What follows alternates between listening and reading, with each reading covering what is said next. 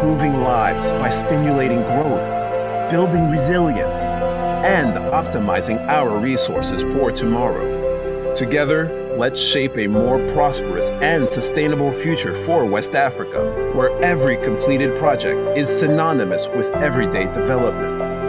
ECOWAS Bank for Investment and Development, transforming ECOWAS communities. And you heard it from Dr. Ajekum Donkor. The investments are a lot, and it's quite exciting if you ask me about it. The question is, where do they go? The question is, how are we ensuring that this impact that EBID is making is definitely measurable? But specifically to today's conversation, how do we take advantage of the AFCFTA in our region? Ladies and gentlemen, my guests today are Miss Rini Laye, JD, Chief of Staff of EBID. Rini, you're very welcome. Thank you, Anissa. And we are matching, which means, we are aligned in our thoughts. I'm glad you saw my email. Mr. Christopher Mensah-Yawson, Acting Principal Program Officer, Trade Facilitation and Development, ECOWAS Commission. Christopher, you're very welcome. Thank you. Absolutely wonderful to have you in Accra. I know that usually you are on the other side with our brothers and sisters in Nigeria. Feels good to be home. Of course. Jollof is on me today. Oh, yeah. My. Mr. Kobna Atabedu, a very good friend of mine, Yesimacher Pa, and he's a procurement, supply chain, and business transformation expert. Kobna, how are you? Fine, thank you. Fantastic. We won't share our secrets here today. No, they don't have to know what we know. Yes. And finally, Professor Festus Ebo Turkson, Associate Professor of Economics at the University of Ghana. Ebo, you are very welcome. Thank you. Fantastic. My distinguished viewers, both online, right here on Metro TV, across the continent of Africa, once again, welcome. Chris, I want to start off with you, focusing on Anchor Project as catalyst for regional integration. How do restrictions on movement of people and goods concretely increase trade costs and slow value chains, Chris? Thank you very much. That's a very $1 million question. We all know that free movement of goods and persons are very pivotal. And not just the free movement, predictability, reliability, cost effectiveness, all these are very pivotal for a very competitive market and also to accelerate the economic growth that we want as a region and even the development. Now, we just heard the president say that on the Abidjan-Lagos corridor alone, you spend about 14 hours moving goods from point A to point B. Now, let's not forget that each border crossing has got cost implications. And so if you multiply the number of borders you have to cross along the Abidjan-Lagos corridor alone, it adds up to the cost of doing business. Let's also think of the time. So if you are trying to have a complex value chain system and you are looking at your scheduling and it's taking 14 days, sometimes even more, and you cannot even predict, it throws everything off. And then now you are compelled to even have a buffer stock and lock up your capital, which otherwise you wouldn't have. So all these implications relates to price and cost. And guess who bears it? It goes back to the consumer. Yes. Let me give you a simple example. I was at the Semi-Krake border in 2019 on official assignment when the border was closed. That is between Nigeria and Benin. And I could see all the trucks that were lined up at the other side of the border because of the restrictive measure. Now, let me first admit that it goes beyond restrictiveness. There is also the issue of constraints, because restrictiveness and constraints come together to compound the situation. Restrictiveness is more rule-based, more governance-based, more regulation-based, whilst constraints are more resources and all that. So if you have even an efficient border post, but you are lacking the needed resources in terms of the personnel or the border agencies, that also delays the movement of these goods. And let's also not forget that we have both the commercial vehicles, that's the trucks, and also the small-scale cross-border traders using the same channel. Yes. And so it clogs the channel, the system. And then you have the cost implication accruing from these. So these are some of the issues that I can easily say that. And let me also add that when it comes to restrictiveness, you are compelled when you trade in certain products to possess the rules of certificate of origin or phytosanitary certificate. All these are not free. They come at cost. They may take time to produce. And all these costs add up to the cost of doing business, which is eventually transferred to the customer or the consumer. One last example. Onions. We have a lot of onions. I just realized that Ghana consumes a lot of onions. And we're probably the leading consumer of onions in that region. Wow. And we have onions coming from Nigeria, from Niger. It will interest you to note that the transportation cost from Niger and from Nigeria, the difference is just 5,000 naira. And yet, when it gets to Ghana, the total price difference is about 30,000 naira. So it tells you that something happens along the corridor whilst it's moving. Let's even take into consideration exchange rates, volatility. Let's take 10%, let's say 10,000 naira to that. Where is that 20,000 naira coming from? And it's because of illicit charges and things that happen along these corridors. So all these things make it expensive to do business in our region. And you realize that it is now that we are moving to digitalization, customs interoperability. Before then, things were very manual. Yeah. And it takes you quite a long time to process these things, even through customs. Now there's SIGMAT and all these tools that we have implemented, so they help accelerate the movement, particularly when it comes to transit goods, under the SIGMAT regime. But it's still not free. You know, Governor, perhaps it's important for me to bring this conversation to you.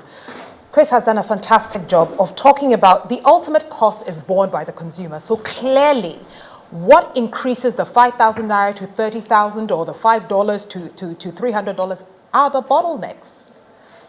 When you look at this, you know, the possible bottlenecks in the regional supply chain, from a private sector perspective, what are they?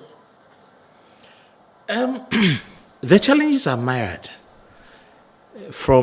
And I always like to look at the supply chain from the framework point of view.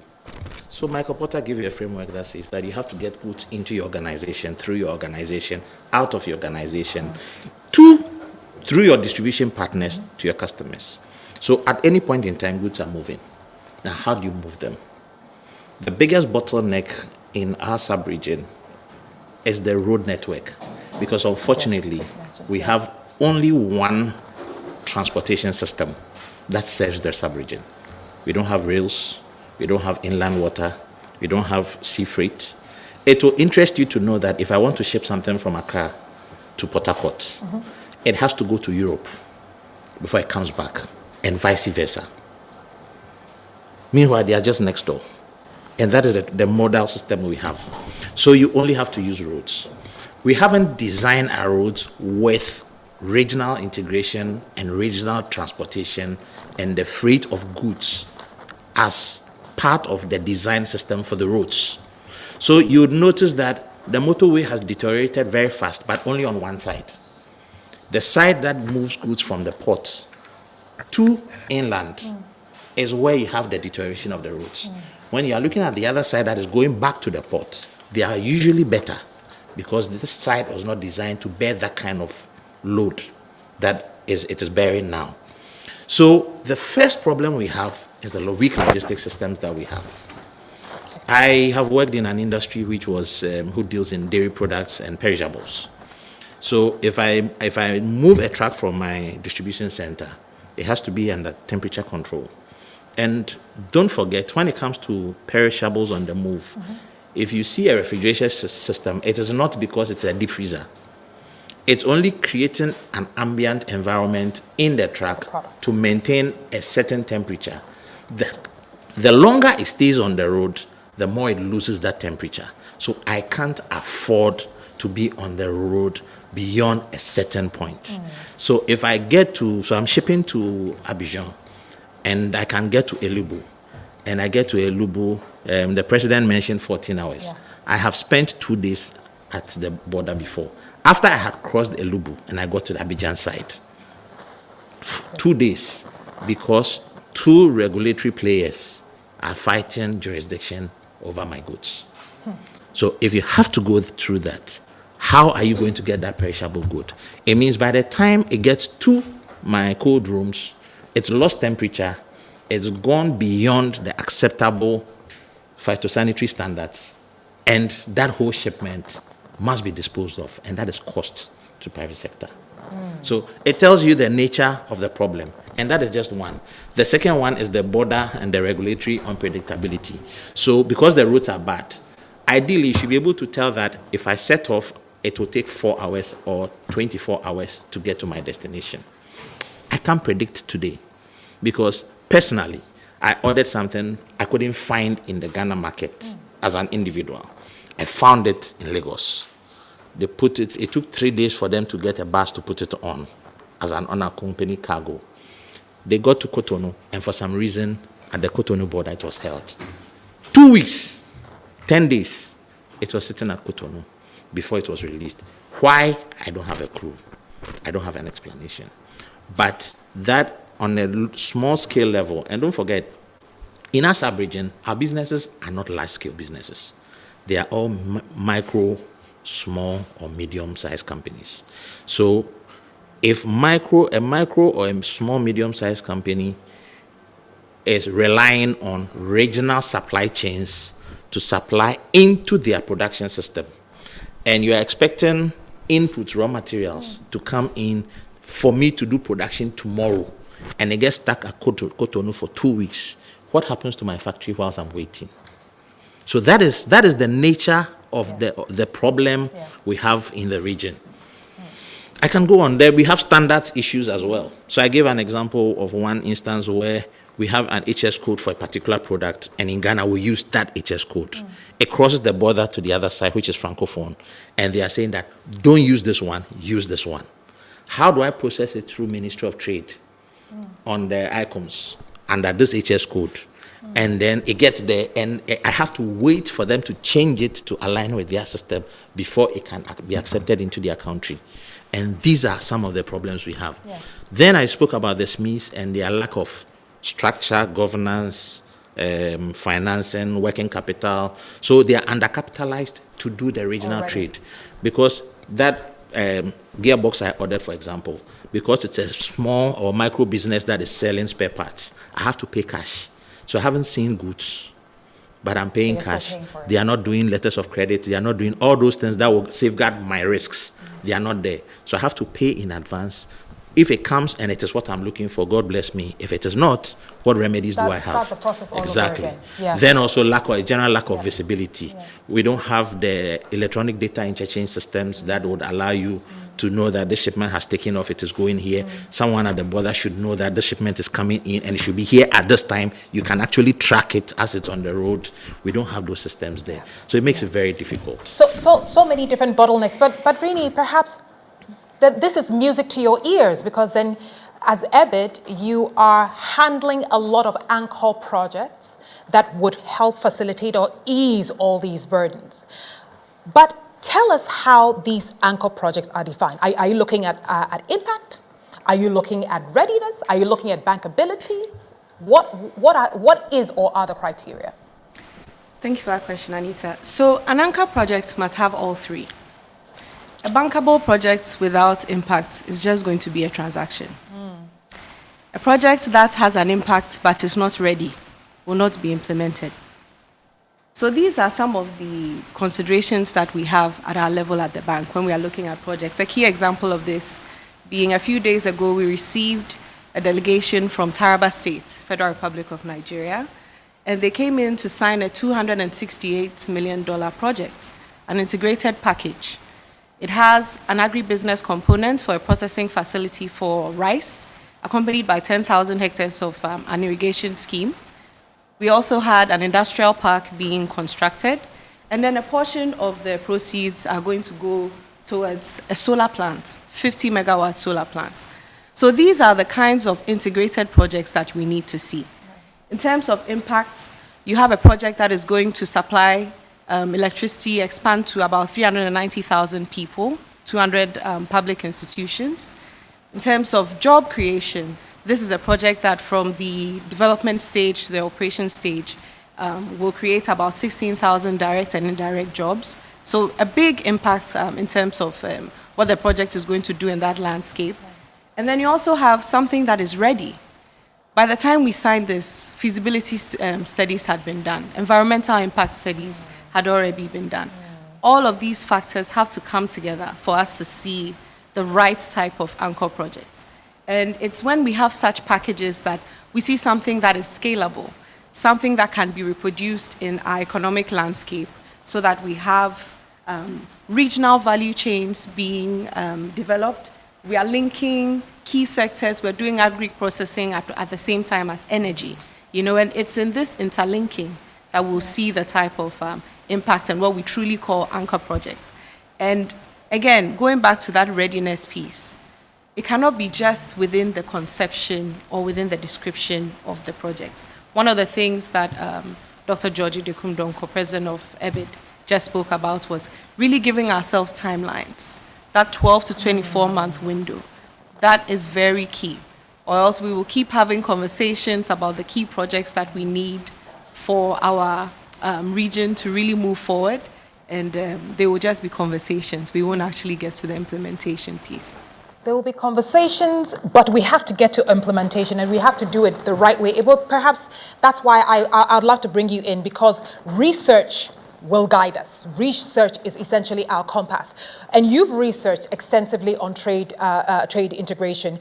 What types of cross-border infrastructure or perhaps trade facilitation projects would you say would have the greatest impact on reducing the costs that Chris was talking about, and perhaps even removing the bottlenecks that Kobna was talking about, and ultimately justifying the anchor projects that Rini has just mentioned in the ECOWAS region? Okay, so thank you. As I'm listening to Chris and Kojo, the issues that I found in most of my studies were the issues that we're talking about. And for me, I've indicated severally on other platforms that not until we deal with trade infrastructure, this whole noise about after will not come to realization. It will just be a political talk and all of that, especially in West Africa. So when you look at the integration in West Africa and then in SADC, that is the South African Development Corporation, those are the two sub-regional trade and economic zones that are working. I mean, the others, for various reasons, are not working. But for ECOWAS, the enormous potential here has been limited by what I call the transport backbones. And Kojo mentioned some of them, he also mentioned some of them. We do not have roads that connect our cities and our people. I mean, even within our countries, the road network is so bad. And he was telling you how many days it would take him to cross a journey where in other parts of the world shouldn't take 8 hours, taking 2 days. And for every delay that you have in transportation, it comes with a cost, especially for those items, especially because our comparative advantage is more of agricultural products. Even if you add value, you need to preserve. I mean, and so, I mean, imagine sending something from Accra to possibly Burkina Faso, and you get to somewhere along the Kumasi route, and then a cocoa truck has broken down, and for 12 hours, you are sitting in traffic. Because there are no other routes. Precisely. Then it becomes a huge cost. Look, if you take all the sub-regions in the world, sub-Saharan Africa has the highest trade cost. And that is why we are not competitive. It is not that we cannot produce quality goods, but by the time you produce the goods and it gets to the competitive markets, you've lost the competition. Your trade cost alone is about 200% of your actual ex-warehouse price as it moves out of your warehouse. And where can you be competitive? And so we need to look at our transport backbones, the regional ones. We need to complete and upgrade them. I'm happy we've seen what is going on now. We need to make sure that there is enough financing to complete that project. So it doesn't become a project that will get to a point and then it stops. Because people should move. If people do not move, the goods will move. And not only the roads, the rail network, I mean, it's very important because rail is the best inland form of transportation to cut goods from one end to the other. Not even on the road. I mean, road, yes, that's what we have now. But for us to benefit from the enormous opportunity that after and even acquire sub-region offers, we need to think about cross-border rail networks. Very important. Other countries are doing, other regions of the world are doing it. And so that when you are moving a good from Accra to Burkina Faso, it shouldn't go on the road. I mean, we should have a rail line that connects Tema, Takrady, all these ports. Because we are fortunate in West Africa to have the largest number of landlocked countries in the whole world. I hope you know that. And therefore, they depend on those of us along the coast for their global trade. Why we are not taking opportunity of that to even create jobs and wealth in our country is something that has been baffling me for a lot of my research findings that I find. And so that is one. The second one has to do with trade logistics, facilitation. And Chris mentioned most of them. I mean, why don't you have one-stop borders? You get there, you clear your goods, you should be able to move to other parts of West Africa without any hindrance. But our national governments are so stuck to revenue along the border.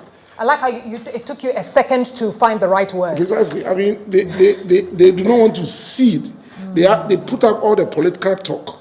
But behind the borders, things are not being done. I mean, talk to a trader who moves from Accra to even Lagos and let the trader tell you the stress the trader goes through. And so if I produce a good, and I'm going to give you this example, the distance between Accra and Nairobi, for instance, and Accra and London is about the same. Your fare to Nairobi is way higher than the fare to London. It will take you, at that time I was traveling to Gambia for a seminar, and my wife was also traveling to the UK. She got to the UK when I had not got into Gambia.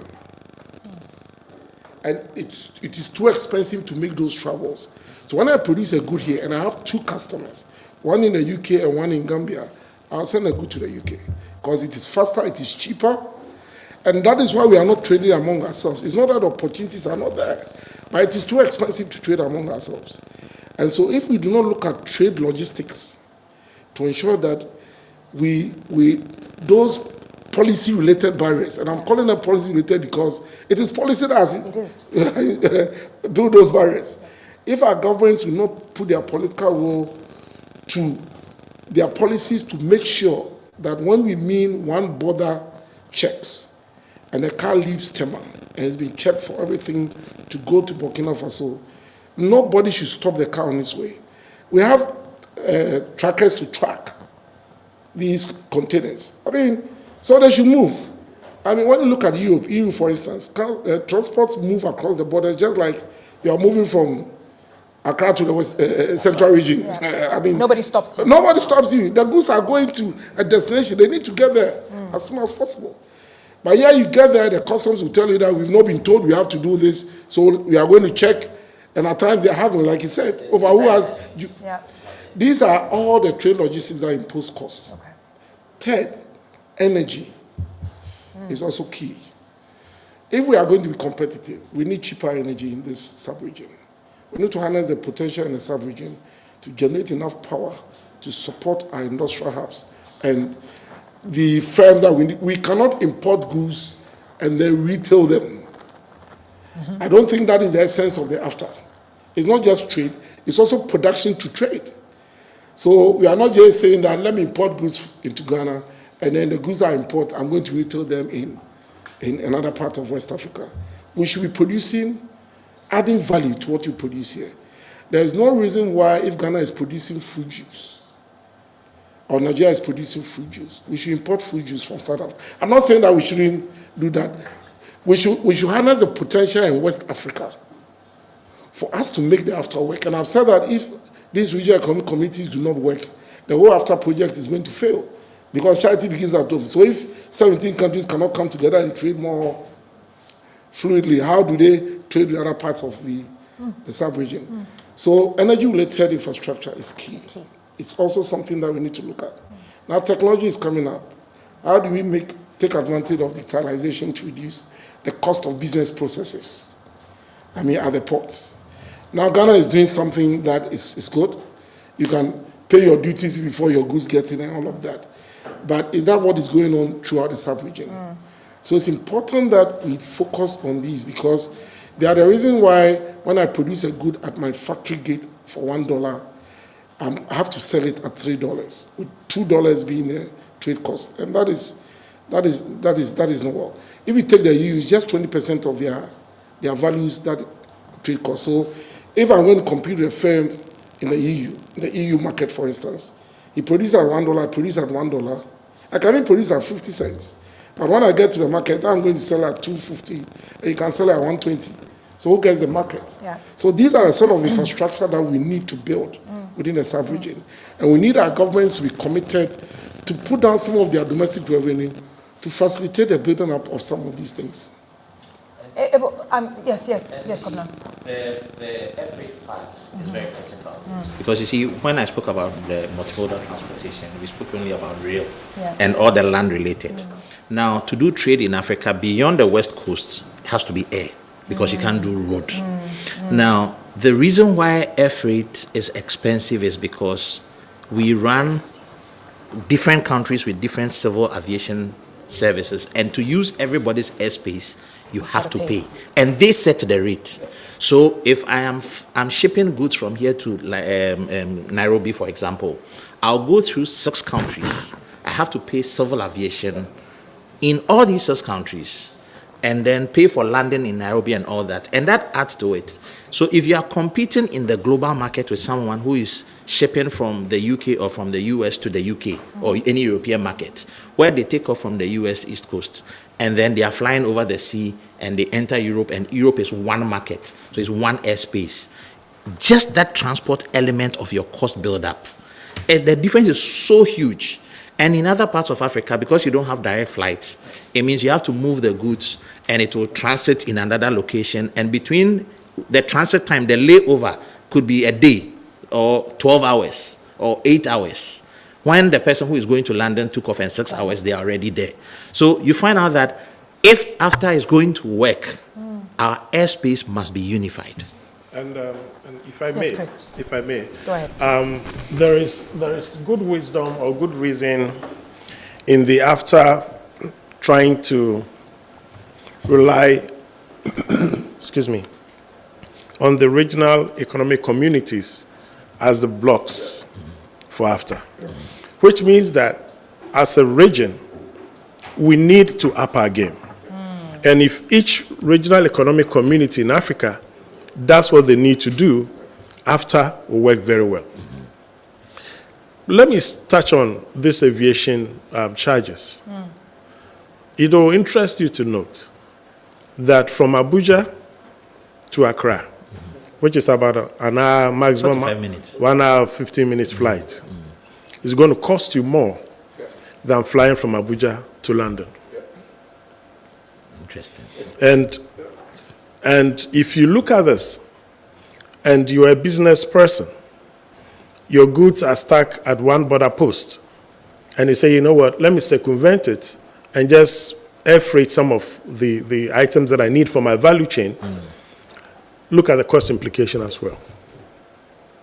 So, but the good thing is that ECOWAS has noticed these things and is working towards them. Right. In fact, there is a community text that went into effect this year, beginning of this year.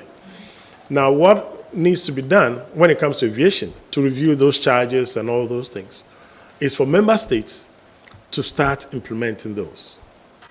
Now, on energy, I will even go beyond the production or the generation of the energy.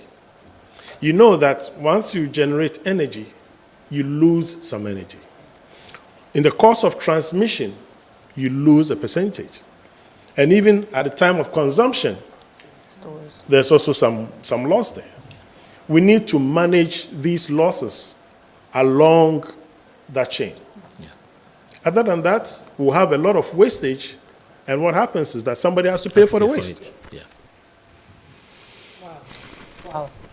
Well, you know what? I wish I could negotiate with Metro to have the entire day to talk about this, but I also want to move from what I like to call the dark side of the tunnel to the light. Ebo had earlier on mentioned financing and ensuring that projects that start end, and usually projects that don't end, it comes right back down to financing. So really, no pressure at all. But how can EBID crowd in private capital in this, fragmented regional context, that we've been discussing?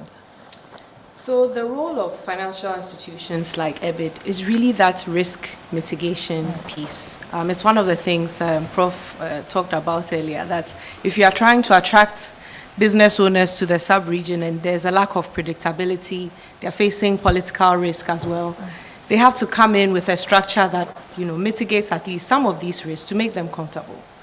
I once heard a panel speaker say that sometimes our sub-region makes capital shy. So we have to find ways of making capital less shy. And for a bank like EBID, the main thing is for us to have partnerships in place for risk mitigation. At our level, we have an understanding in place, a partnership with ATD. ATD is the African Trade Insurance institution out of Kenya. They are an A2 rated insurance institution. They've supported up to 88 billion USD in trade across the continent.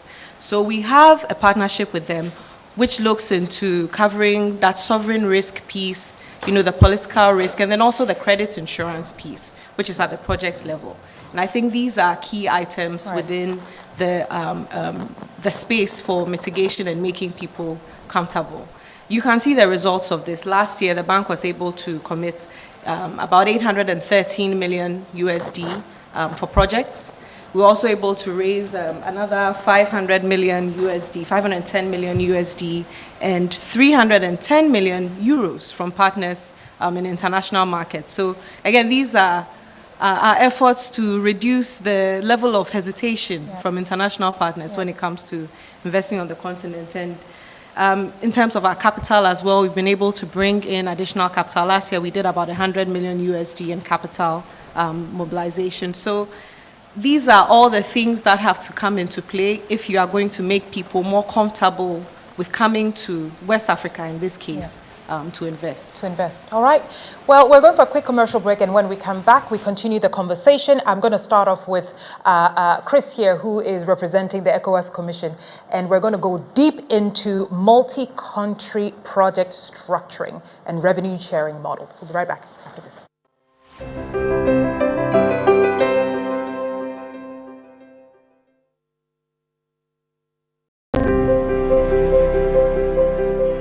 Invest today to transform tomorrow.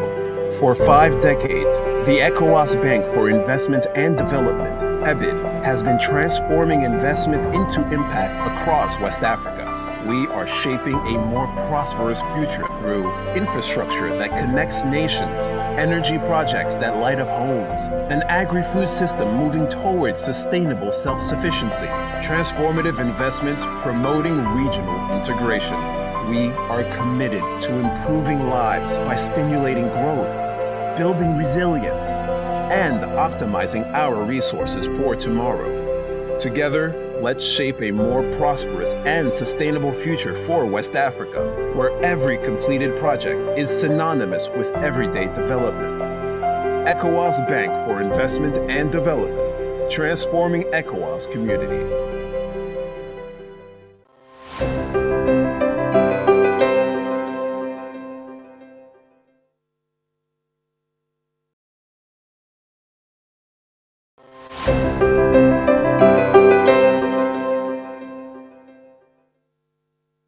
You are welcome back. This is the 5th EBID's President Roundtable, proudly brought to you by the ECOWAS Bank for Investment and Development. It's been a fantastic, a diverse conversation already. And if you're just joining us, we're live online, so you can go back and watch our Facebook, on our Facebook page to catch up on what has happened. Chris, I'm bringing ECOWAS Commission into the conversation now, specifically because just before the break, I had thrown this conversation about financing to Rini. So let's kind of move on from there. Can ECOWAS Commission facilitate multi-country project structuring, revenue sharing models? Is that a possibility? Thank you very much. It is very much a possibility. Actually, one of the admirable features or qualities or characteristics of ECOWAS as an institution is its ability to convene, the convening power it has, and ability to come up with harmonized regulations, policies, and even projects across our region, because we have a regional dimension. Unfortunately, most projects seem to be more national-based rather than having the regional appeal.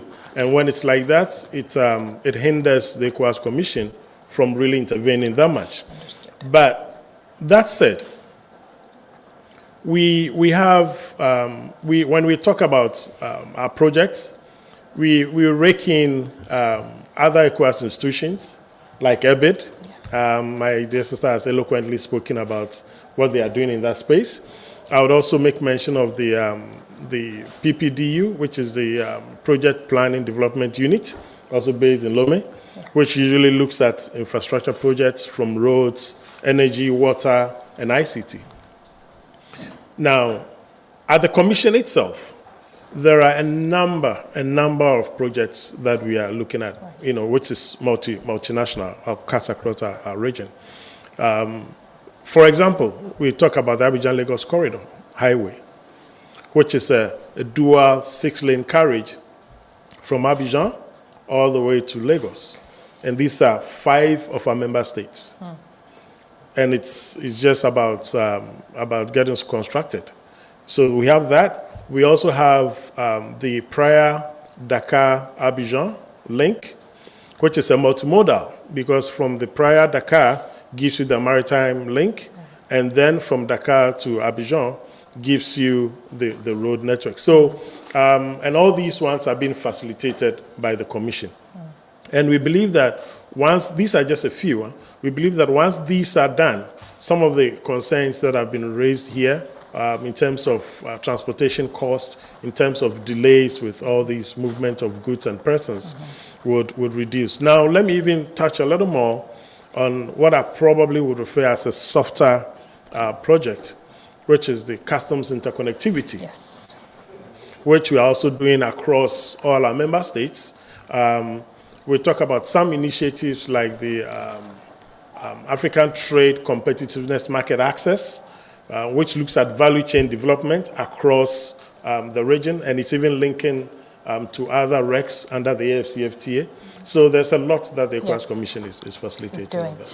Kamala, all these wonderful opportunities, they are for you. Well, I would say you are a key stakeholder, the private sector. You are an investor, you are a leader in the private sector. What conditions for you on behalf of the private sector make a regional project attractive, make it executable from your perspective? You've shared a lot of examples already, but what makes it attractive for you? Okay. So for the private sector operator or the investor, 3 things are very important to him. What do I produce? How do I produce it? Who do I sell to? What do I make out of it? Right. What risks will I face in the process of doing this? And the bottom line is, what return do I make on the investment? Right. So if the project would facilitate my ability to produce, that means get my inputs in, turn it around, come out with a final product, and move it to my customer, I'm good. Because that is why I'm in business. So if I don't have energy, or energy is 14 cents per kilowatt hour, When my competitor is doing 7 cents per kilowatt hour, I'm out of competition. It won't work. So that energy sector must be fixed. If I put my trucks on the road, and between here and Lome, which is just about 3 hours to 4 hours, and it will take me 12 hours because I have to go and sit at a canoe or a flower and wait for customs processes, then I have a problem. So if I see any project that is going to give me that 4 hours or even better, well and good. I am at the mercy of transporters, and transport is now a major variable in my cost build-up. If I have multimodal transport opportunities, it immediately removes the monopoly of that mode of transport. I can actually tender for transport services, and air freight and rail guys and transport guys and everyone can come and say, I can give you superior service, and that gives me predictability, because then I can give an SLA to my customer in Lagos that if you place an order within 24 hours, it's at your door. So if these things are present, I can easily do business. I can make a good return. What are my risks? If the politicians will sit down and drink tea and have a conversation and sign a small paper and remove some of the bottlenecks. Please, when you say politicians, don't look at Chris on camera. Okay. No, but continue, please. And drink tea and remove the barriers at the border and sign. And then when they finish signing, they shouldn't just sign and then put it on the shelf. It should work on the ground. So when I get to the border, I won't be frustrated. Right. Because at the end of the day, if I send my perishable goods and I get logged at the port, it's millions of dollars that I have to write off, and my investors won't be happy. Ebo, again, we always come right down to you because you are the key researcher and the data sits right in front of you. So let's talk about prioritizing. You know, when you think of, and you mentioned it on this table as mentioned, transport corridors have been mentioned, logistics systems have been mentioned, border facilitation have been mentioned, and so many other bottlenecks that Kobna has mentioned, and of course, interventions that Chris and Rini have mentioned. Let's talk about prioritizing any of these infrastructure to maximize trade cost reduction and also to accelerate regional integration within ECOWAS. Which one should be prioritized and how do we prioritize them? Okay, so we need to look at the corridors, the transport corridors. And we should just see them as roads or rails. We should also see them as instruments of industrial policy. In other words, so what are we trading? What are we producing? So if we think that, of course, real studies have shown clearly that our competitive advantage in higher value addition is to go agro-processing, the automotive industry in terms of assembling, pharmaceuticals, and others. So whilst we are building these industrial corridors, what we need to prioritize is which country would specialize in what. And the transport corridor should be fashioned in a way that is going to support these high value chain priorities that will help us to trade more. If because of our competitive advantage we don't trade because we produce similar goods, then all this discussion about infrastructure is meaningless. Trade will thrive when you go up or downstream, depending on the comparative advantage. So let me give you an example. So if Ghana is better at producing cocoa, for instance, I don't see why any West African country should be importing chocolates when Ghana can produce better chocolates and then send them there. So what sort of transport network would we need to support agro-processing of that sort, to send these chocolates around? If Nigeria is better at producing oil and it has to produce any product out of oil, what sort of transportation network would we need to support the movement of such goods? So when we talk about the transport corridors, you shouldn't just see them as roads or rail, but you should look at them as industrial policy instruments. How do they facilitate industrialization within our sub-region? It's very important. So whilst we are prioritizing these corridors, that should be at the back of our minds. Especially where do the roads pass, for instance? It's not just a road network connecting these 5 countries. They should be positioned in such a way that these industries that we are hoping to leverage on will have easy access to these routes and the markets where the destination is in West Africa. But well, let me just jump in here, because you mentioned policy, and I would like you to touch on that before I move on to Chris and Rini. How can countries better align national trade policies and infrastructure priorities with regional integration goals under the AFCFTA? Yes, because we know the assets that we have under the AFTAs. We know each country, what each country can do. So that's why in ECOWAS, and I like what Chris said, that we should make sure ECOWAS is working. And we've been doing this since the 70s. I mean, and we have done better than other sub-regions, to be honest with you. But there's still much to be done. So what, for instance, if it is pharmaceuticals that Ghana is better at doing in West Africa, and that the sub-region believes that Ghana should be the focal hub for that, what sort of corridors do Ghana need to send these goods all over the sub-region so that the cost of doing that is lower, right? So when I say policy, what I mean is that these countries have been together for a long time. We have the ECOWAS Secretariat there that is driving all of these. To what extent should our national policies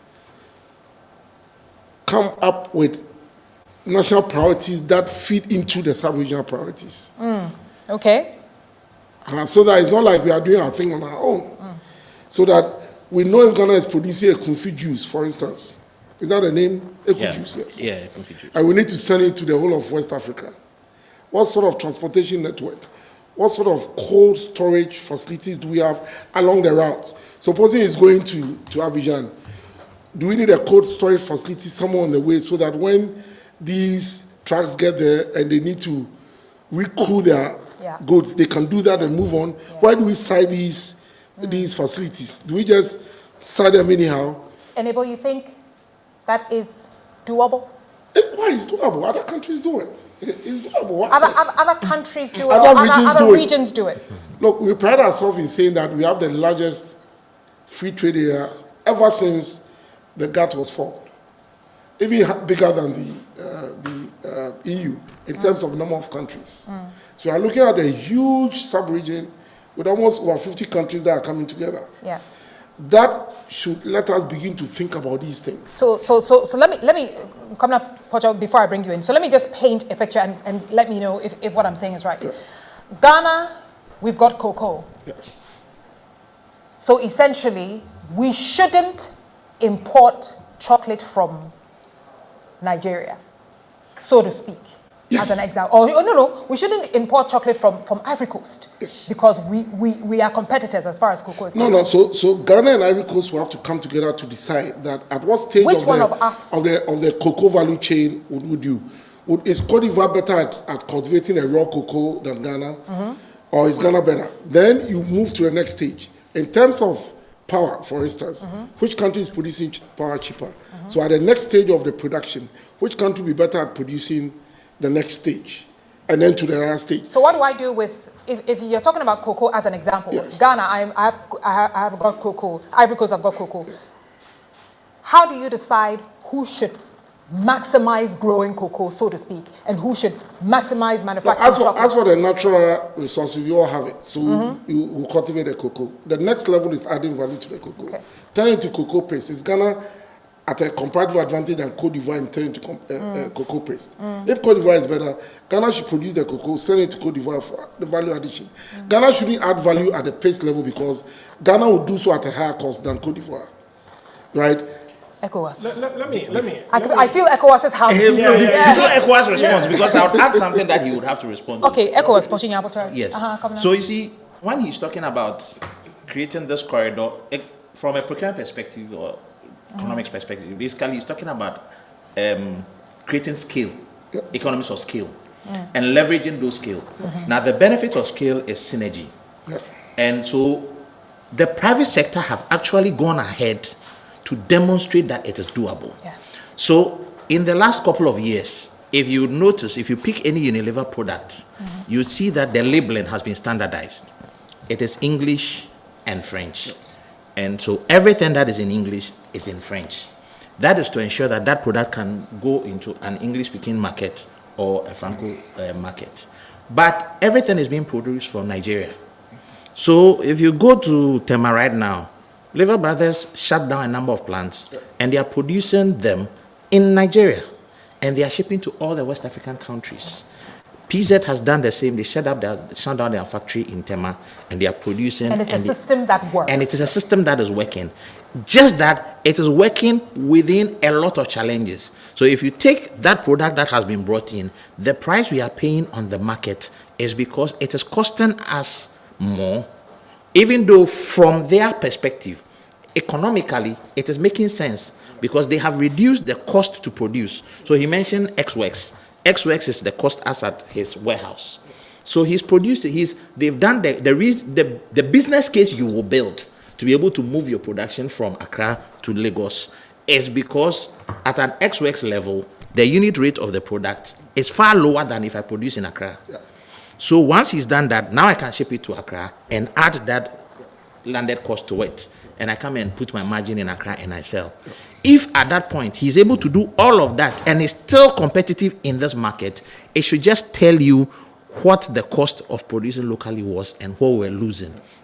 So it's been done in the private sector, and there are blueprints that if government so wishes and ECOWAS so wishes, they can pick that blueprint and then understand how these multinationals were able to do it and copy it. The problem is usually seeding the revenue. Okay.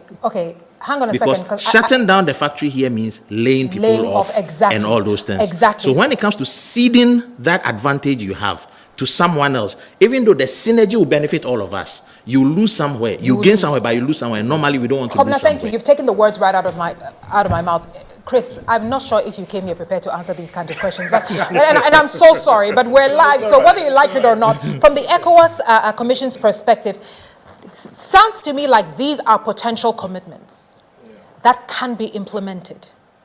Or these are potential commitments that can, that can be implemented. What would it take to translate examples like this into concrete implementation? Thank you very much. And I'm excited about this discussion. And I get excited more when I see the private sector so determined to get things done. And academia also supporting with research and all that. Because without the relevant information and data, you'll be groping in the dark and you know what to do. Money, so the thing is this. ECOWAS is ECOWAS of the people. Right. So it is in ECOWAS's interest, and as part of our integration and economic agenda, for all our member states to do well, and for all our citizens to do well. And that is one of the reasons why the Free Movement Protocol was put in place. Right of entry, which means visa-free to any of our member states. Right of residence, which means you can reside in any of our member states.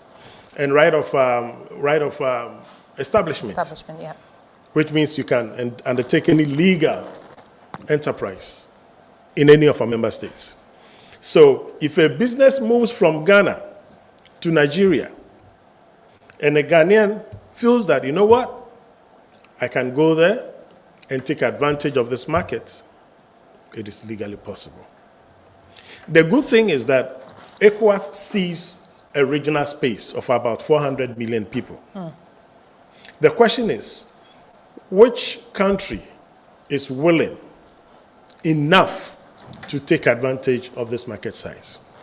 Let me make a comment to that. Before. Hang on a second. Let him line kindly, please. Each country has got their value chain priorities. And that is determined by the country itself. We have one at the regional level. But each country decides what is their priority in terms of their value chain. And so if we are making provision for the infrastructure development, for example, this corridor, Abidjan-Lagos corridor, 6-lane dual carriage. These 5 countries along the corridor, how is each country positioning itself to better take advantage of this corridor? So that it is not just a highway corridor, but it's a smart and economic corridor. Right. And that each member state, your segment of the corridor should be your key area of thinking, how can we tap into this and make better use of it? Okay. And And the issue of scaling is pivotal. Yeah. We don't necessarily have to compete against ourselves. We only need to be competitive as a region so that we can adequately compete with those outside the region within the AFCFTA space. Okay. I also have a comment. Rini, yeah, I was just going to ask you, yes, Rini, to come in, please. I think it's interesting that we are having this discussion, and it really speaks to the importance of some of the projects that we have on the table. Because we shouldn't neglect that this is actually quite a fluid conversation, something that Chris has alluded to. Because we have to think about the fact that once certain infrastructure developments have been made, economies will respond. You know, in advanced economies, you see that if you are building a car, for example, maybe it's assembled in America, but the brakes came from Japan. Yeah. The car inside technology is from Samsung in Korea. And they all come together because of international trade, people have been able to specialize. Yeah. So to what extent are we also allowing the infrastructure to influence policy from that end? Yeah. If we have a working system to where I know I can produce a rubber part or even the bottles that someone needs for his Ekunfi juice in Accra, and I'm in Nigeria, will I be forced then to be making my bottles while also making the juice in Nigeria? Not if we can have projects to complete these roads, if there are bridges, if it's for sea link or maritime link, then we'll make sure that, okay, even at smaller levels, we can truly see the type of specialization that naturally would come about in the market if we were able to really foster competition with some of these infrastructure developments. Fantastic, really. Chris, before you continue, Abel, you were itching to respond to something that Chris had said. Kindly. So whilst the ECOWAS is doing its best for persons to move freely, I don't think our national trade policies allow that. I've had so many occasions to educate Ghanaians that when Nigerians come here to do business, they shouldn't be prevented from doing business. Last year, we saw Ghanaians go to markets to sack the Nigerians from the market, which was totally illegal according to ECOWAS protocols. But because of political economy, our politicians keep quiet because they believe that Nigerians come and take business from them. But they've forgotten that within a sub-region, you can move freely and do legal business in any of the countries. But you see that we have some old trade laws that indicate that certain activities are only done by Ghanaians. Once we moved into ECOWAS, we are looking into AFTA, those laws are no longer supposed to work. And they should harmonize all of those country laws. So you see, the promise is there, but the policy on the ground doesn't allow us to tap into the promise. So I like that comment. That is why you don't have to use the word illegal. Because that GIPC law, which has not been changed, basically says that nobody comes from outside to come and do retail trading. Yes. But there is an exception. So, you see, that is why I said that when I believe that the ECOWAS Parliament and then Africa Parliament should lead in some of that. That's one of the reasons why those parliaments were set up. So basically, you go into a situation like this, you come up with a regional treaty, we all sign to it, and you, the members from that parliament, are supposed to come back to your country and harmonize your laws such that, because as long as that law has not been repealed, it's illegal. It is still legal. So it is legal. Yes, and people would enforce it. Precisely. But until we have made it redundant, it becomes effective. Let me add something to this, a little more light. Under trading services, which is the service component of trade, mode 4, there are 4 modes. The mode 4, which deals with temporary location of residents or expertise to go somewhere and work, it is negotiated. Okay? So when, for example, under the AFCFTA, we are negotiating the Trading Services Protocol. It behoves on other countries to say that Ghana, this particular regulation, it is not helping liberalize your services sector. Can you amend it to A, B, C and see what Ghana can do? So if Nigeria or any member state for that matter, particularly those outside our region, see that as something not allowing us to liberalize our space enough, it is up to them to bring it up at the negotiation table to say that, can you liberalize the space because of A, B, C, D, E? Now, let me also say that under the negotiation of the AfCFTA, particularly trade in services, the idea is this: whatever commitment a member state has made at the WTO, the least you can do is to match it. To match it. Right. But the idea is to really enhance whatever commitment you've made at the WTO. So it is necessary that even whilst we are having negotiations, that is why it's important that the private sector participate in all these local discussions, forming common positions for negotiations. But you see, Commoner, let me ask you a question. COVID taught us something. Yes, COVID did teach us all of us something, but Commoner, specifically, where do regulatory inconsistencies disrupt supply chains? In your comment about COVID and then giving that response. The biggest one is customs. Customs. It's a nightmare to go through customs. And we've all alluded to the fact that we can have one common customs process. So ideally, if I'm shipping to Lagos, if we had a common customs platform, for example, we can agree that Ghana will do the valuation, which is a pre-shipment procedure. And I always say that I don't mind if Lome will put their customs officers in the facility in Accra. But at the point of departure, customs should be harmonized such that once customs have done all the export processes and accepted the goods into the system, and the truck is logged and a tracker is put on it, it should not stop anywhere. If its final destination is Apapa, it should head straight to Apapa without stopping. Because every time they stop and they have to open it, especially if it's supposed to go under control temperature, I'm losing temperature. Every time it stops and you are opening it, you are changing the seal that has been put on it and putting a new one. My security is compromised.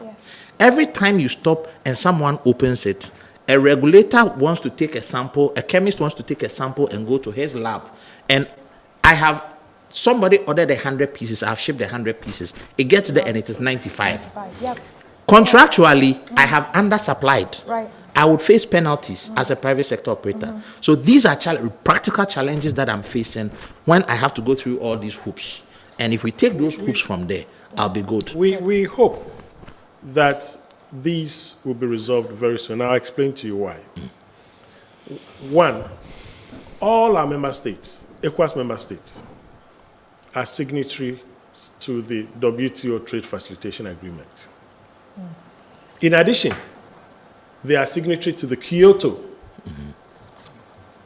So these two already sets the legal framework for them to do these things. Now, further, ECOWAS has the common external tariff, which helps us position ourselves as a customs union. And so we know how to relate to third-party countries when we are dealing with them. The ETLS, ECOWAS Trade Liberalization Scheme, is to help us within our space. So if I'm bringing agricultural produce from Togo to Ghana, I don't have to pay any taxes or any duty for all those things. Okay? There is also customs code. ECOWAS has come up with a customs code that is supposed to guide the application and implementation of the common external tariff. So at the commission level, all these provisions have been made. All right. So what happens? I'm not done with the issues I'm doing. Yeah. No problem. We'll continue with your issues. Yes, Chris. So to move it further, because with all these things, we realize that there's still the human interface factor, which creates some issues and bottlenecks, and that is why we further implemented the SIGMAT, which is just what you are asking for. So that if the goods leave and they are transit goods, they don't stop anywhere to the point of...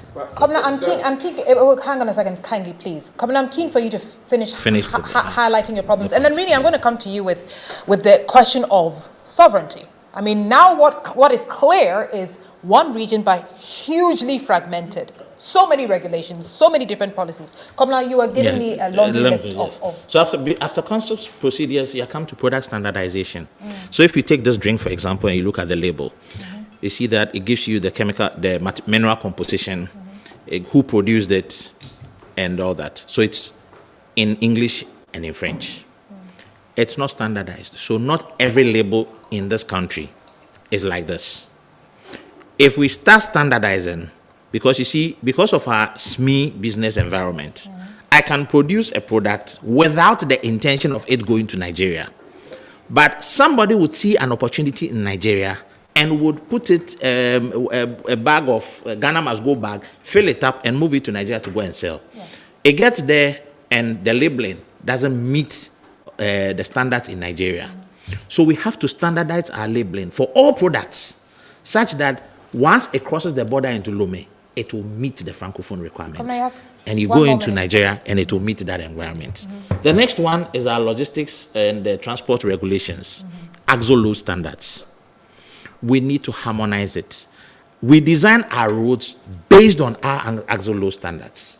But our landlord countries, which are using our ports as their transit points, have different axle loads. And you notice that our roads are going bad, because their axle load requirements allow for more load to be on a track. And we haven't designed our true roads to be able to bear that kind of load. So it is destroying our roads. And eventually it makes the government unpopular. So the government, looking at all this, would begin to put bottlenecks in. My question to ECOWAS will be, if a member nation fails to comply with those standards you set, what happens? How do you crack the whip? Okay. Because we learned that from COVID, when nations began to look at their interest in crisis, all these, and not regionally or global trade, all these treaties were put to the back burner, and nobody could sanction anybody for it. So for a businessman, it's an existential threat. Chris is going to answer that question, but Rini has to come in because we have a burning conversation, or we have a burning question about sovereign guarantees being structured across all these multiple countries, and how do you do it in a credible way?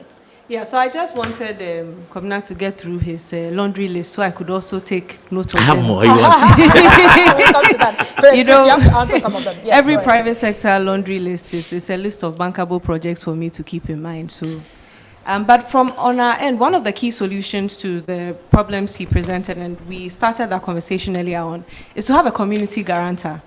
The framework for this is already in place. It's a framework where if there's a community guarantee from the insurance piece, as he was saying, each time his truck stops, he has a security risk that he's facing, delays for his clients, and also potential loss of his products. If we have a working community guarantor system, which is something that the bank is working on, EBID is working on developing in partnership with Afrexim Bank, we're actually pushing to roll out as soon as we can. Once your good gets on a truck in Abidjan, if it's going to Lagos, that is it. Everything that is done in Lagos, it is closed, and it's not opened again until it gets to Abidjan with this single community guarantee system. So this is going to be a key aspect of facilitating trade. It's something we've seen work in COMESA. I think one of the examples people always give is that if we are looking at the regional blocks, what is so different about ECOWAS? And the truth is, we just have to adapt to our very own concepts or our very own context.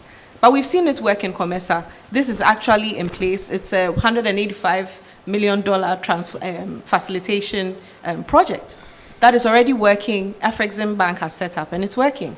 So we are also working towards putting a similar partnership in place to clear a lot of the bottlenecks that Kwabena mentioned. And one of the things that will be key in setting this up really is to harness what we have, the information that is shared. One of the things Chris mentioned was the SIGMAT.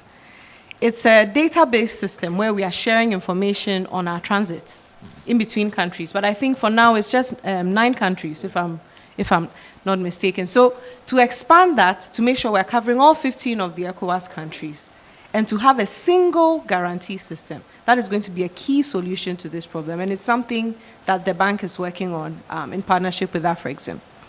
And I think one of the things you also mentioned is from a risk perspective, what is happening in terms of security, right? And at each stop. Because I also was wondering, if I am a producer and I'm coming in and I know that at each stop I have to open my trucks and I'm sending internationally, I have to explain all of this to a client. Mm-hmm. And the client may, for that reason, not be comfortable coming to Africa for that particular good. Yeah. Mm-hmm. You know, so these are the things that we are thinking about in terms of the community. Chris, you have not been released. We haven't let you go that easily. I needed Rini to also weigh in. But I think Kobna asked a very, very vital, crucial question. Yeah, and I'm excited to share with Kobna that, you know, ECOWAS is made up of French-speaking countries, English-speaking countries, Portuguese-speaking countries. We used to have 8 French-speaking countries. Now we are 5. 5. These 5, though they are members of ECOWAS, belong to what we call the UEMOA group as well. That is the West African Economic Monetary Union. Okay? And they have their own standards, regulations, and things they do. When it comes to axle load, it used to be the case, because if I belong to a UEMOA space and my axle load says that, okay, I can use such tons, X amount of tons, and I'm moving from Cotonou through Accra to Cote d'Ivoire, the question is, am I going with the UEMOA policy, or I'm going with the ECOWAS policy, because there's Ghana involved here, and Ghana is not a UEMOA country. So before 2022, that was an issue.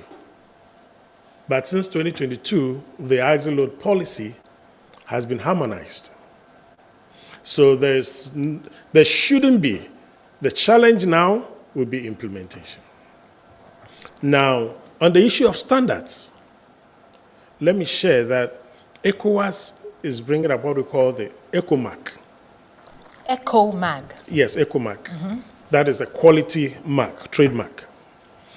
So that if you produce a good, if a product is from Ghana, originating from Ghana, has gone through the standards and everything in Ghana, quality certification is good, you have the mark on it. When it gets to a market outside Ghana, but within our region, it should not be subjected to their standards again. Yeah. And that is a harmonized. And that is is it in effect now? It is not in effect Not now. yet. The ECOMARC has been developed. Okay. The logo is there. What they are doing now is identify laboratories across the member states that can be very well equipped to issue those things. Okay. So when all these things done, some of these nuances here and there will be addressed. Chris, I have a question from someone online called Ghana First, and the question is, this is Anita, good morning to you too. I'm enjoying the conversation. Please ask ECOWAS, what is the single biggest barrier preventing West Africa from turning integration plans into bankable projects? The single biggest barrier preventing West Africa from turning integration plans into bankable projects. And I think maybe you might also want to answer, Chris. I don't think that, because Renee here has told us a lot of the bankable things that they are doing. And if something does not meet the requirements, nobody is going to bank it. Because not that you think that, oh, I want to produce bottled water, and so you should get funding for it. No. It has to go through a rigorous PPP. Even if it's a PPP arrangement, it's got steps that you have to go through and make sure that it qualifies everything before it's done. Now, I can understand maybe what he's also trying to say is that what are some of the key stumbling blocks that is preventing ECOWAS from enforcing some of these policies and these good things that we have? I can understand that. And that is also because we don't have a very effective regional enforcement regime. And it's simply because in our treaty, the 1993 revised ECOWAS treaty, it does not make provision for ECOWAS and its institutions to enforce community text in our member states. Yeah. Even though Article 5 of that treaty encourages, Article 5.2, I think, encourages member states to abide by all these things that they are signatory to. But you and I know that implementation, as we've all said eloquently here, has been the challenge. So what we need to do is to see how even community court decisions cannot be enforced. So ECOWAS court passes judgment, and I can't come to Ghana or Togo and go and see that, okay, this thing is done. So we need to look at what we give to ECOWAS for ECOWAS to effectively champion some of these causes, like it's done in the EU and other places. But what's your research telling you? It's telling me that our governments are the reason why it's not working. Just the government? Yes. He says our ECOWAS Commission, very good ideas. We all espouse those ideas. The political will is not there. That's unfortunately, that's the situation. And we know that we need to commit about 5 to 7% of our GDP every year to investment in the sub-region. ECOWAS Bank cannot do it alone. Our national government should have a skin in it. How many of them are prepared to do that? They'll meet, they'll have a good time, they'll speak long text, everything. Beyond that, nothing happens. And I know the ECOWAS Commission gets frustrated at times. I mean, and like he said, there are no system of enforcing what the governments put their pen to. So they say this, and then they go back, and nothing happens. Let me add to what you're saying, and this is very crucial. And it's because we are more of an agro-based region. Yeah. All our member states are part of CADEP. In fact, at the ECOWAS level, we have the West African Common Agriculture Policy. Yeah. Under CADEP obligations, each member state is supposed to commit 10% of the annual budget towards agriculture. Precisely. How many of our member states have done that? None of them. Political will. Yes. Political will. Yes. That's it. And if I may come in, sorry. Vinny, please, by all means. I think one of the key pieces is, for me, it came down to three things, and two of which have been mentioned. One of them is that harmonization piece, and then what you also mentioned in terms of the political will. But I think the third piece is also giving people the tools.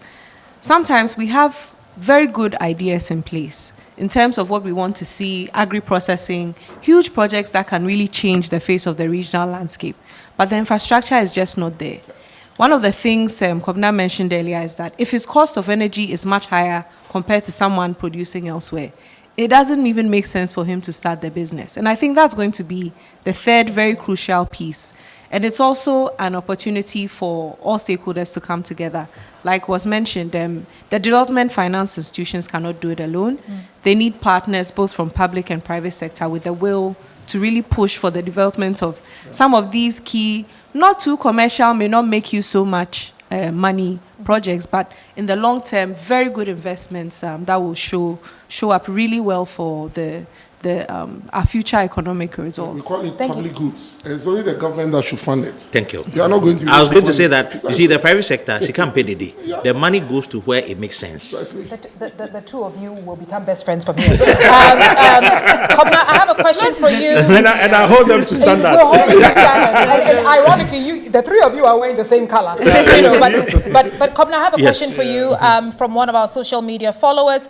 Ms. Anita, please ask the supply chain expert, how do startups like mine, I have a business about 3 years old, how do we benefit from all that is being discussed today? Because honestly, I am extremely confused. Fantastic. So I just mentioned that she can't pay the day. So when a businessman sits down, he has cash, he's ready to take a risk. He scans the environment and wants to see an opportunity. There must be a need somewhere that he wants to address. But he should be able to address it within a context where if he puts 100 cedis in, he would get 150, so he can take his expenses out and make a margin.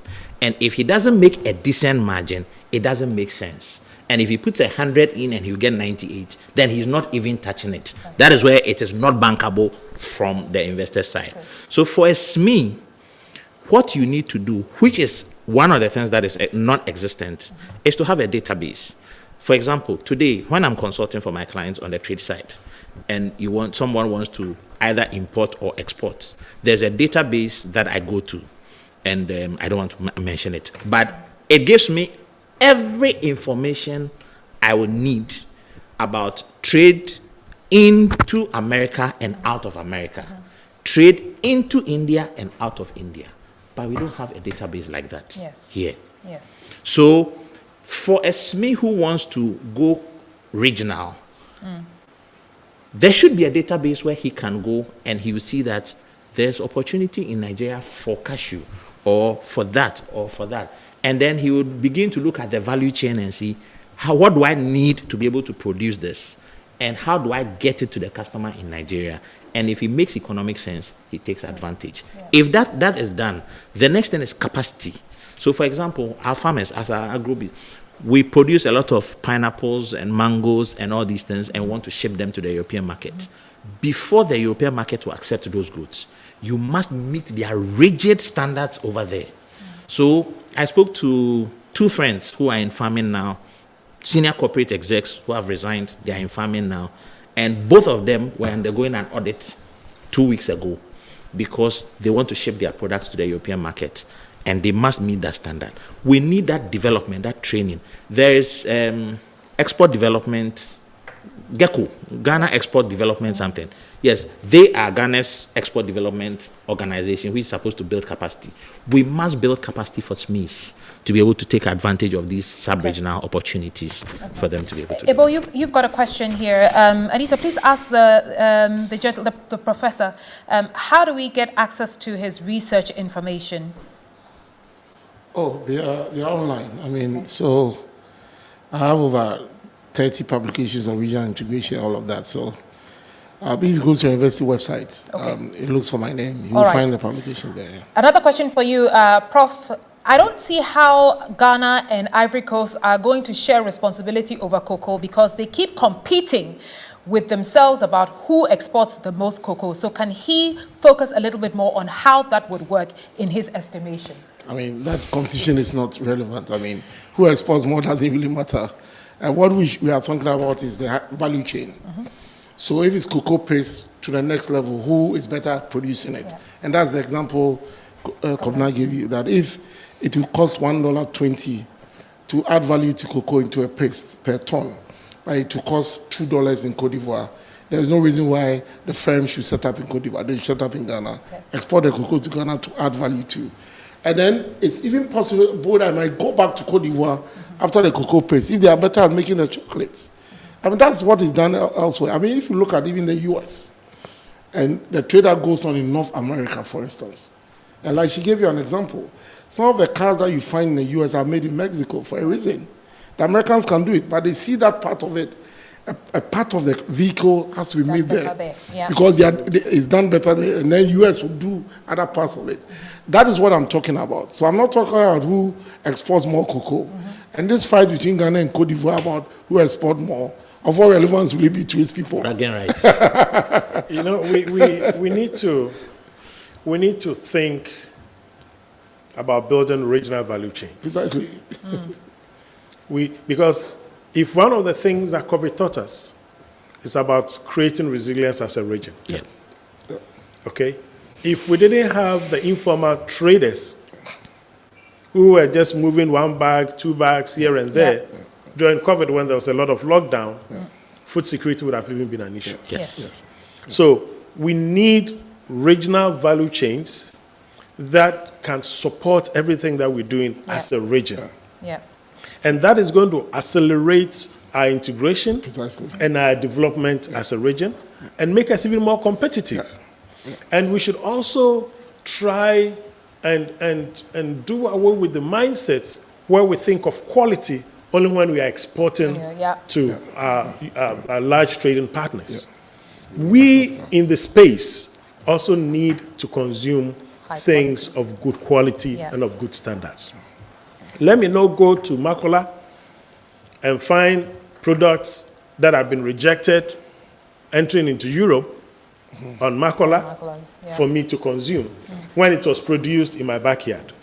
That is a bit a kick in the guts, for lack of a better expression. Enforcement. Rini, you've got a question here. How do I find out more about EBID's projects?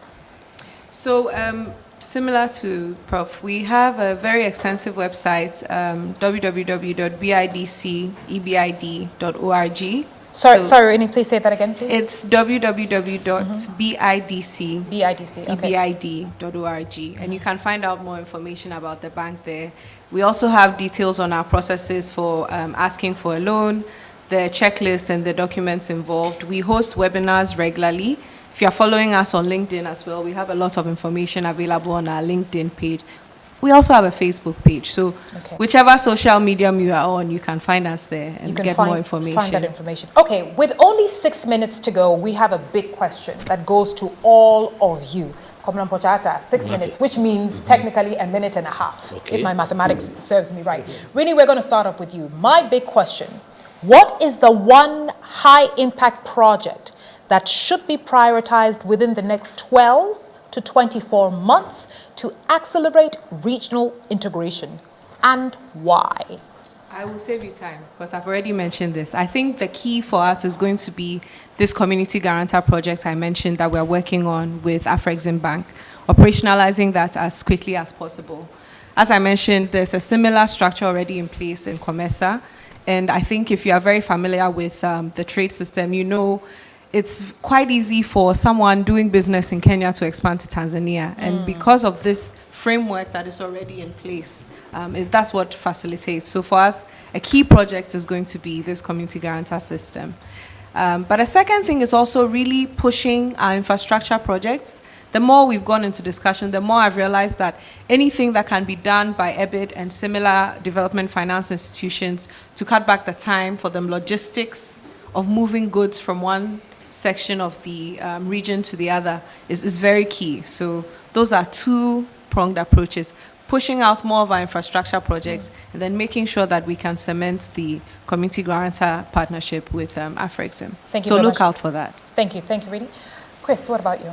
I would go one soft and one hard. The soft would be digitalization of the various processes, trade processes, even the biometric ID card, making them interoperable and readable, the ECOWAS payment, cross-border payment and settlement system, which is comparable to the PAPS. Yes. That is also something that is key. We need to see how we can do it. Now, when it comes to traders within our space, a greater proportion of them, about 60 to 70%, are small-scaled. And we know that digitalization is mainly focusing on those who move volumes and all those things. So we need to do something that will support them.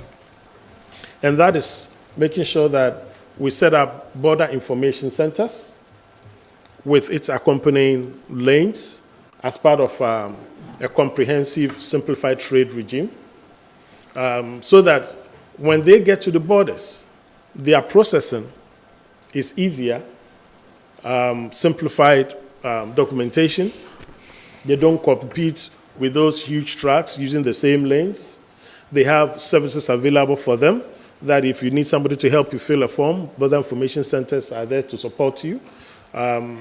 And those key things are very, very important as we try to accelerate the implementation of the ECOWAS Infrastructure Master Plan, which includes the railway links, the road networks, and the maritime links, and even the airspace. Okay.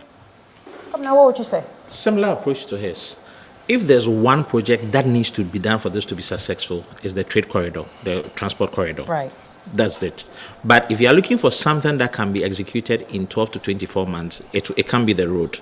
So then it's the digitalization. Create the database. Train the SMEs, because you need the players to interact. So we need to identify the SMEs, we need to trade them, we need to create a database that would allow them to get access to information, to be able to do their exports online and do all those things. So once we can nail that one, within 12 to 24 months, we should be able to nail that.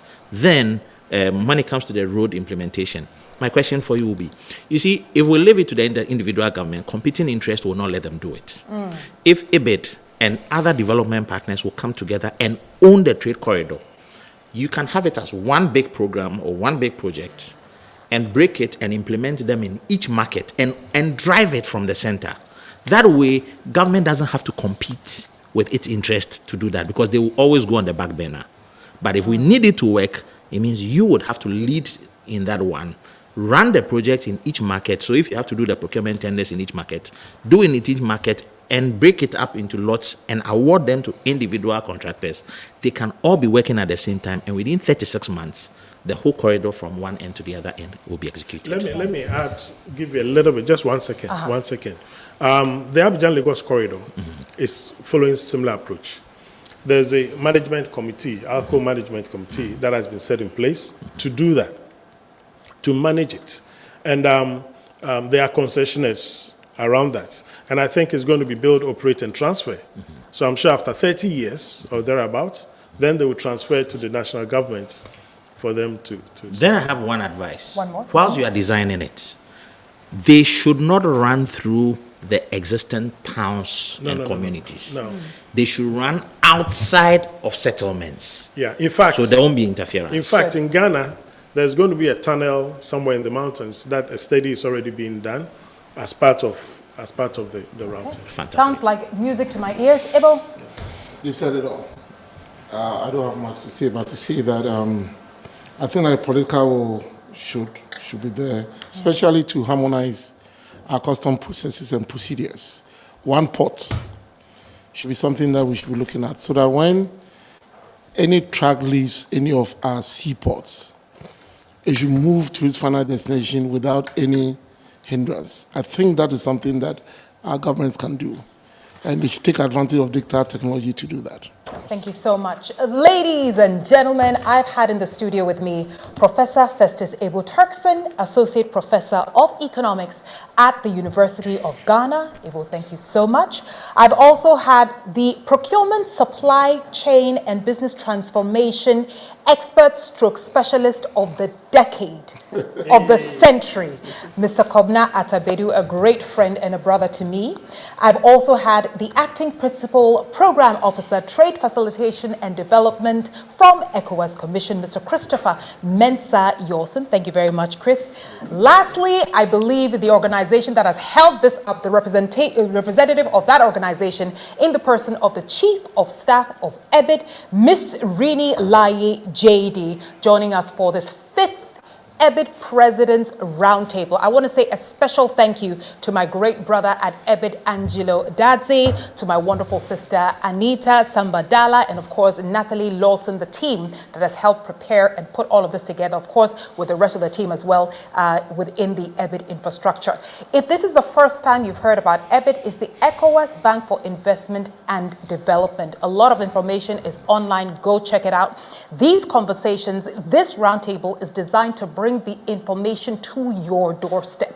Because if I may say so on behalf of EBID, there is no point having all this information at the high level when truly the actual custodian of all of this that we're talking about is you, the citizens in ECOWAS. So from me to you, it's been an honor hosting and navigating and bringing you this conversation. A big thank you to Metro TV and all my guys and girls behind the scenes. They make this so beautiful. They make it happen. Big thank you to you, Josiah, Nat, etc. Ladies and gentlemen, we've come to the end of this program. Hopefully we get to see you again, but please keep the conversation going on our social media platforms, and we will ensure that whatever it takes, this information continues to come to you. My name is Anita Erskine. This has been the 5th EBID President's Roundtable. It's an honor to serve you. Have a wonderful and safe afternoon. Goodbye.